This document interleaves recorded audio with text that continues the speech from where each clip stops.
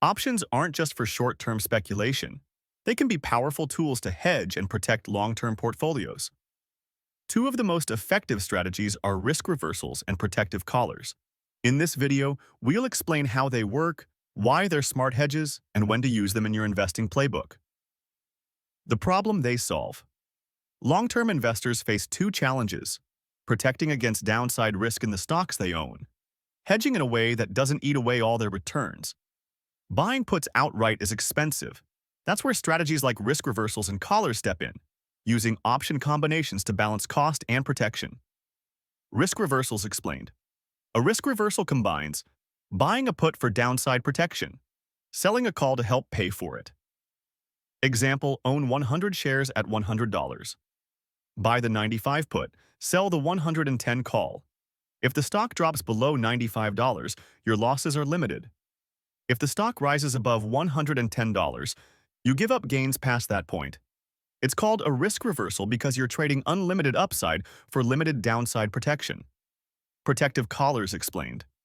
A protective collar is basically the same as a risk reversal, but applied to stock you already own. Long stock and buy a put below current price and sell a call above current price. The put acts as insurance. The call pays for it. This creates a collar around your position, a floor on losses and a ceiling on gains. Collars are especially popular with institutional investors and retirement accounts because they define outcomes without constant trading. The trade-offs. These strategies are powerful, but they're not free.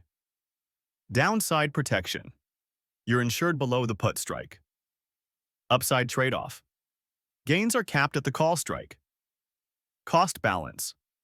Selling the call reduces or eliminates the cost of the put, but limits profit potential. It's a classic trade-off. Safety in exchange for giving up some of the big wins. When to use them. So when should you use risk reversals or collars? During high volatility. When puts are expensive, selling calls offsets the cost. For long-term holdings. If you plan to own a stock for years, a collar can smooth out drawdowns.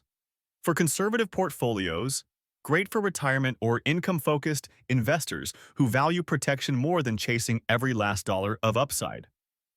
The key is aligning these strategies with your investing goals, not just market noise. To recap, a risk reversal is a long put and short call, creating downside protection at the cost of capped upside. A protective collar is the same structure layered on top of stock you already own. Both strategies help long-term investors hedge risk without constantly paying for expensive insurance. They're smarter ways to protect portfolios while keeping costs manageable.